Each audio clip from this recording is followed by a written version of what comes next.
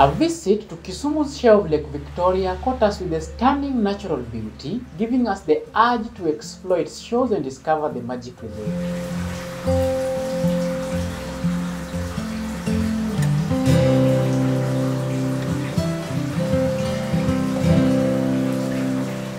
During heavy rainy seasons, the communities living around this lake have very painful and worrying stories to tell.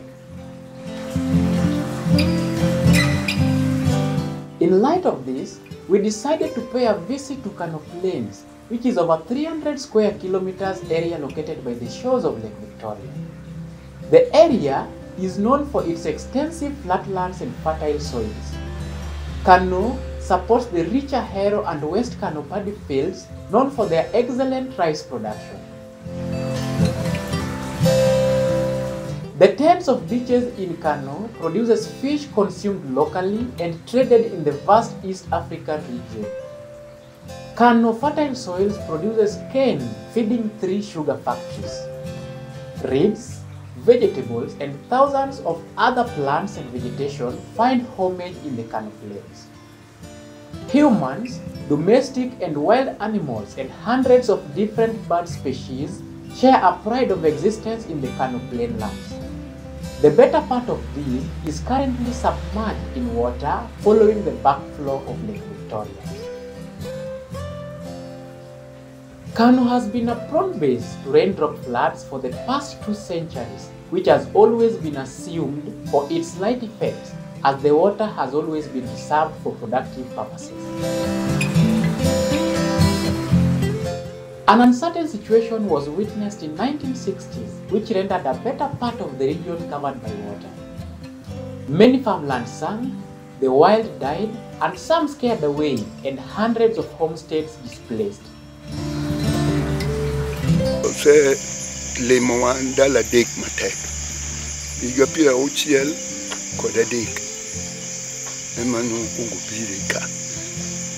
Mano oketo no kama wane wapuru ka ene samba mwana wapuru nyaka tundu gwe kucho mane oriembo wa.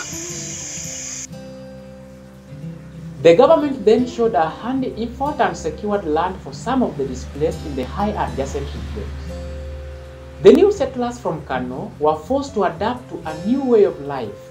They lacked sources of income as they could not fish and practice farming, which were their main sources of livelihood.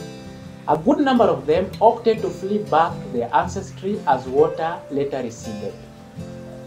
Serikal no daru jikarwa ka. No ter Kipkori.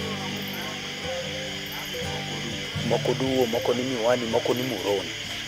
Nyaka moko ni God nyithindo.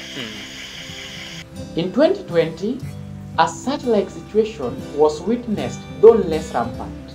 Relief food from NGOs helped the affected during the period of instability as they faced the tragic coronavirus pandemic plus the floods.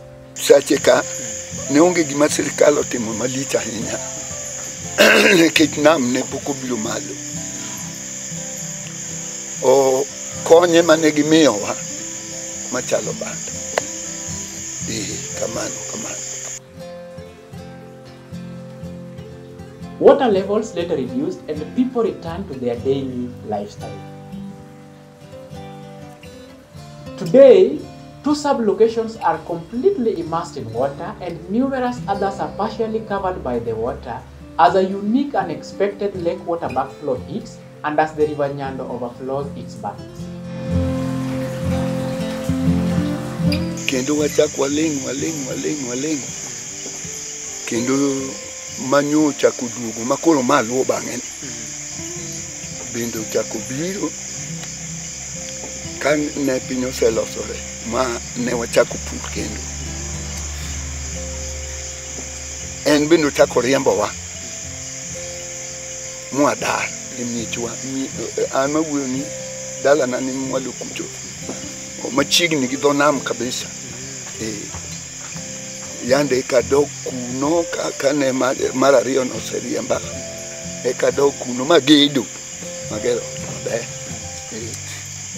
koro chako gola ma bo chako gola. The backflow from the rising water levels in the lake has rendered many roads in such areas impassable, displaced a big number of families, and led to mass destruction of property and loss of lives. The locals believe the rising water levels in the lake is as a result of heavy rainfall in the broader catchment area, leading to backflow in the plainlands. The area locals relate this to the changing climate patterns that have led to more unpredictable and extreme weather events, including heavy and more erratic rainfall. Yani niko winjo polo moro kujuol to koro mor kwana ko otunde isian ka sian maduong ko tunde isian kuno koro tako dugo oko gima otimo to kendo ka polo no tore ni to dok ochako dok chien kama. The health of the general population is at risk as dispensaries and hospitals remain sunk in the flood water, for example, Kadhiambo dispensary. One big problem. Number chiel, nche one maybe dispensary. Milungu Kadhiambo dispensary. Going down to the lake. POE. First backflow. Neji nyalo chope mana gitie. Imiteru gudu kech kama the building nentie ne pio ko chope no lore mana gi oko koro mondo ya kame access nyaka ter ngato gi mano first backflow sama wuyo kodini osiptandwa no pincho submerge majotuowa itero Nyang'ande osiptandwa ni odaro mi one room e Nyang'ande sub county hospital ema kori thiedhe joode from the Nam nyaka Nyang'ande and almost 3 kilometers. Maki tuogo tiye na to mano koro. Wan vita bitha thoya. Kech pimi kalon mondo kal gi jatuo mitoka bok nyal ringe. Chuni ni koro ng'ama onyalo nyalo timo mana jatuo ne gitinga. Residents here are very worried of high possibilities of cholera outbreak among other waterborne diseases that pose a very serious threat to humanity. Pit latrines are not only full of water, the human waste are floating all over since all the villages adjacent to the lake have been completely marooned by the floods.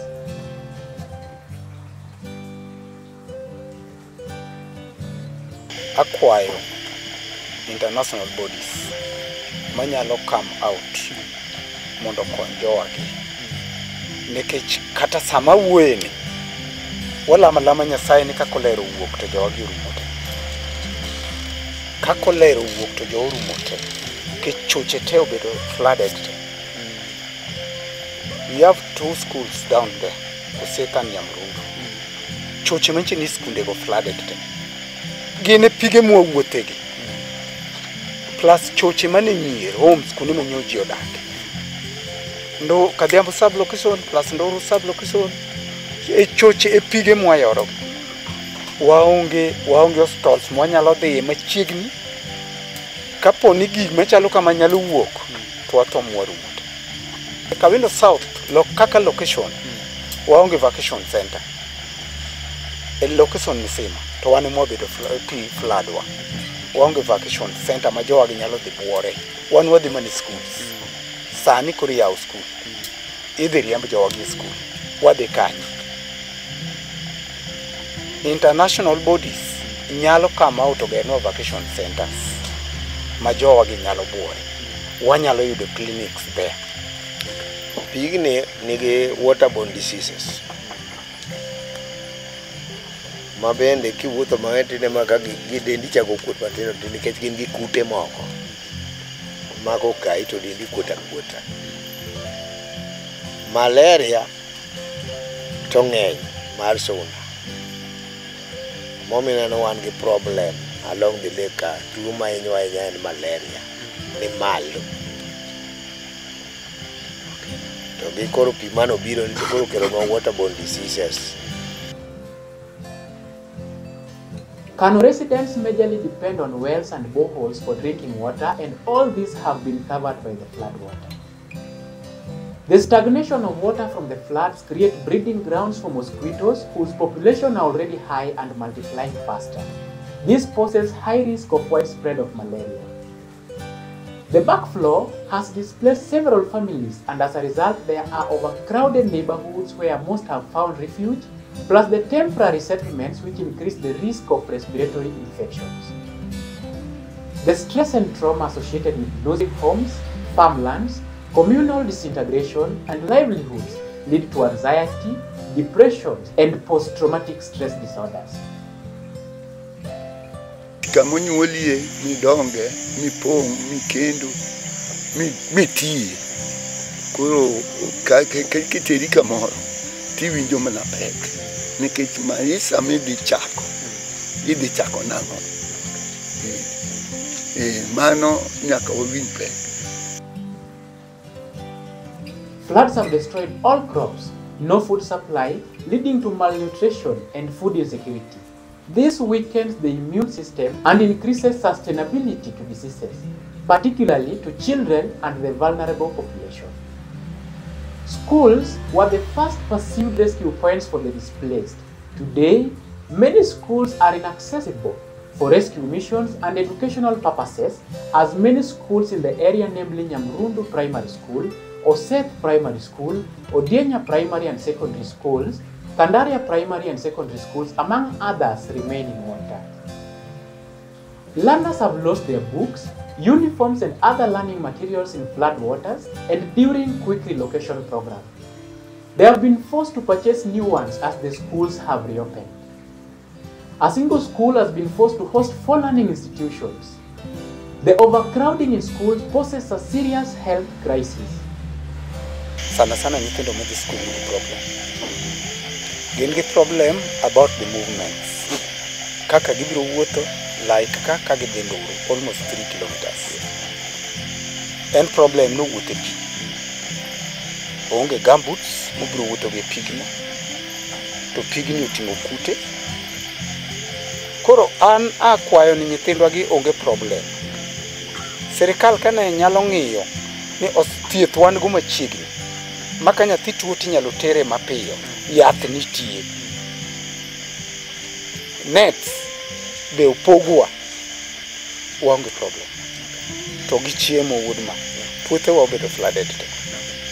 Pur manche jopur ma higa, onge kata chiel, pi oimo te.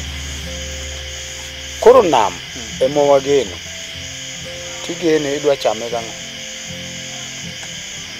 Nirito ni ka jo Red Cross okelo mogo. Ka onge, inindo kech yadho rech. To rech ni be nyaka nyiewe gi pesa. To pur manyo wapuro to wayudo matin be obedo flooded. Parents can no longer afford school fees, uniforms and other educational expenses due to financial strains. The roads to the operational schools are impassable from these areas. This is the situation not only in Kisumu's Kano Plains, but across all Kenyan counties that border Lake Victoria. The locals here feel something can and is supposed to be done. As a short-term solution, they are seriously in need of relief food and urgent humanitarian help. For the long-term solutions, they feel the government should secure land and safe grounds and relocate them there.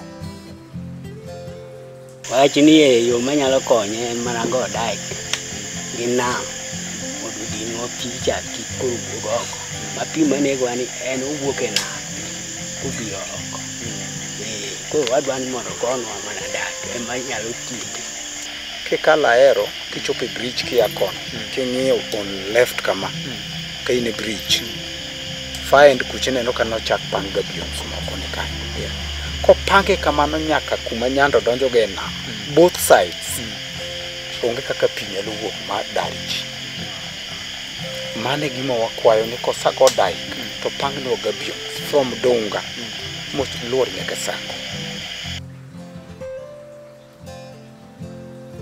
Quickening the construction of the Korusoing Dam, construction of dikes and gabions all along the Lake Victoria, and coordinated response involving immediate healthcare provision, improving water and sanitation infrastructure, and implementing long-term public health strategies to mitigate the impact of future floods are among their pleas.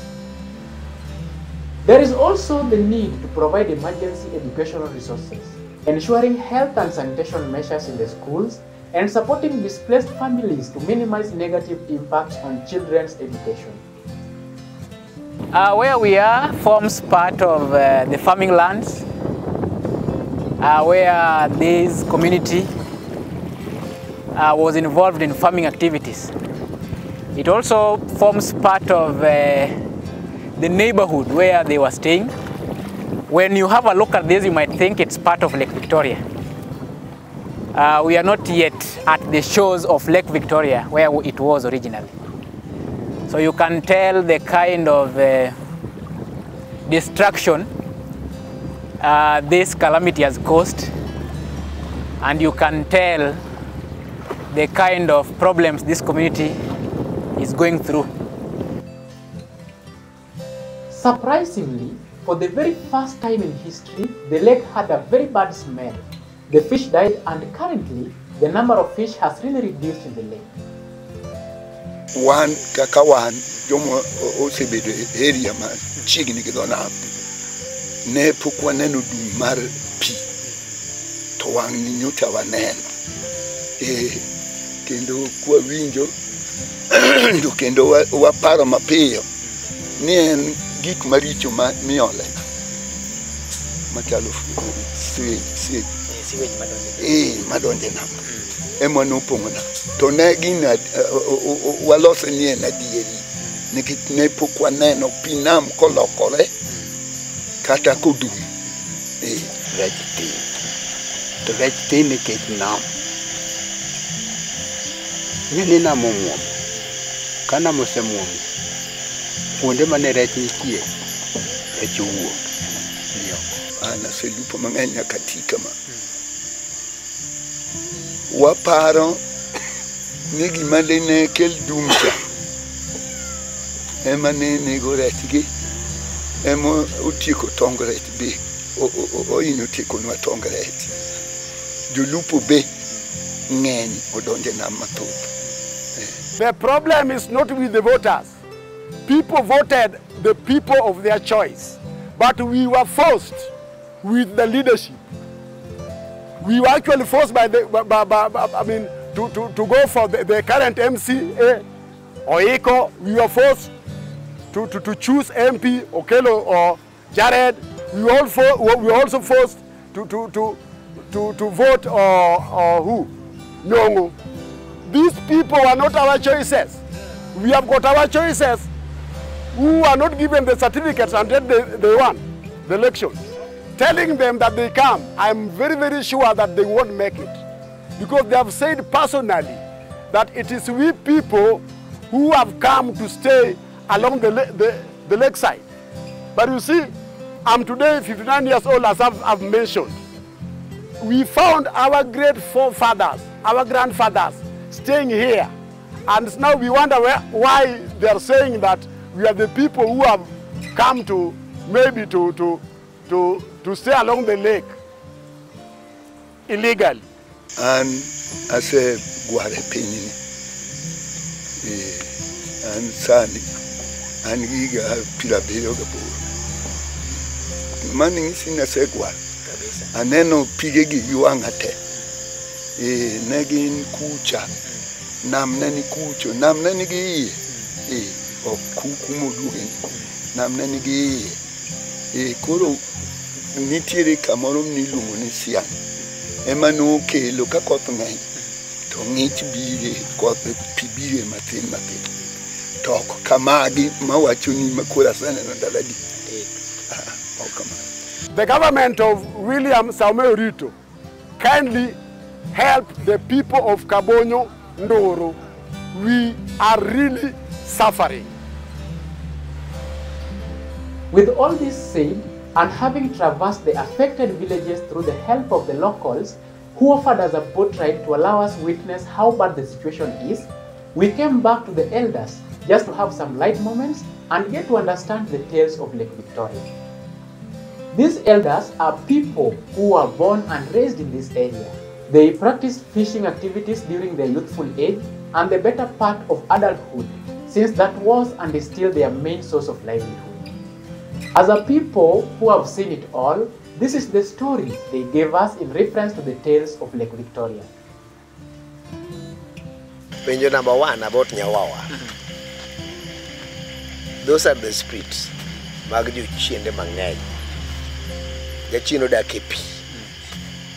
Koro giwuok e kuonde motwo gidhi ang'owa, gigo koko gidhi e pi. Mano is there. Kech ne giwuoyo kaka ji, gigo koko. Koro kugo koko, to koro gibi kama koko gore, koro gibaro. Kaka karo ka ng'eni giluwo along tie nam kuchocho, imuinjo ka giwuoye. Koro emomiyo ne gigo ndepe tuk koro ena kamano ni dhiuru imbo mondo gidhi e nam. Ka giyudi ni you are inside them, maisha yako imeenda, mano to gilal kodi ni donje igi. Inyalo aka in muomo bende inyalo dhi kodi kech gin spirit. Ok inyalo neno gi physically, but inyalo feel. Kine gine spirit. Yes. Okay. Jachino dak e nam ni. Mae mimineno kata ka joma tiyo e nam nyaka obed janyasoro, obed jakong'o gotieno, eka dang' obed gi chir mar tiyo e tijno, kech nam nigi gik mang'eny. An noyuda Tanganyika e diye nam. Oyuda machiegni ma gima nokonyowa, lweta ni mana ang'olo gi yembe kama taduti pi kaeto baro. Wan waluonge ni liudu. Ena thuol. Oa malo kucho. Ndalo moko noseyuda adie nam. An awuoyo. Mudwa nego ama yie mane ni bute kama to nokawo gi ji 4 e iye. Temo lalgo. Modheyo. Oluoro remo. En go wuok kaka yamo. To kowuok kucho to iwe ochopi to wiye ni malo. Kendo koro sano kit nam opogore. Okobiro to olongni alonga kor lwase ka kobiro kama. To kochiegni biro ma dhoge okalo gini matin, to pi aka e ting'ore to luwe ni koro pino gomo kadhi kacha. Koro kama dhoge ochikoni, yie monyalo yudo to nego. To biro gi sauti. Obiro gi teko. Kata wan mane winjo nego yie butwano, ne owewa ka walich watuomo pi mwabaro. Olo pi. Obiro ma paka ne gingore kabisa. Chon mokwongo kane ji ochako tiyo nam, kane watiyo gi yie miluongo ni jas maduong' manigi tanga bawa ang'wen ba abich, ema wachako tiyo go nam, kama ne walugogo rech, kama ne watiyo go nam. En noonge kasara nikech noringo gi yamo, nokoring gi mo. Nam kae joma ng'eny nakoni iloso yie gi yath ma kodhi to dhi oneg rech. Ne nitiere for example jauyoma moro mane nigi yedhe 18. En gi yath ma ka en e dho wath machielo to luongo yie gi nyinge to biro maonge kata ng'a riembo.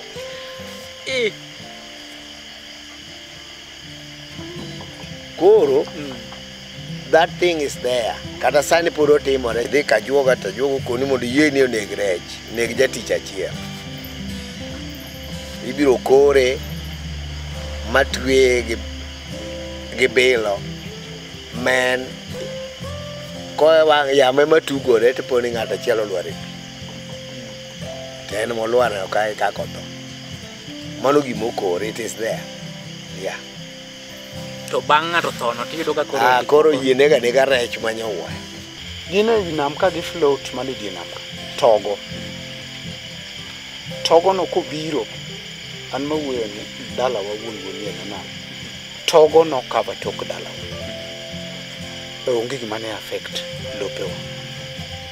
togo go ka Nyasaye wan walima lima kwaneno to lamo Nyasaye ni ka yamo kel gi gowe ka made be ni jo piny ni nigi mis manyalo ywago togo cha mabika jowa gidego masigala ba togo no kobiro ka to geng'o yamo koro yamo ka goye kama to kuoyo ikore tiende koro onge movement mar pi manyalo kale madokon togo no konyowa gorindi gin yiende ma wan mostly yame mutieko gi to wan gima ne watimo kodgi jo ane ng'olo gi ng'ola mana mar chwako. In conclusion, in the words of the former US President Barack Obama, we are the first generation to feel the effect of climate change and the last generation who can do something about it.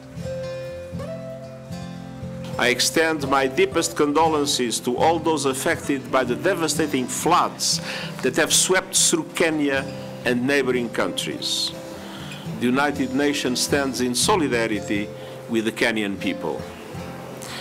And we will continue working hand in hand to support government relief efforts in any way that we can.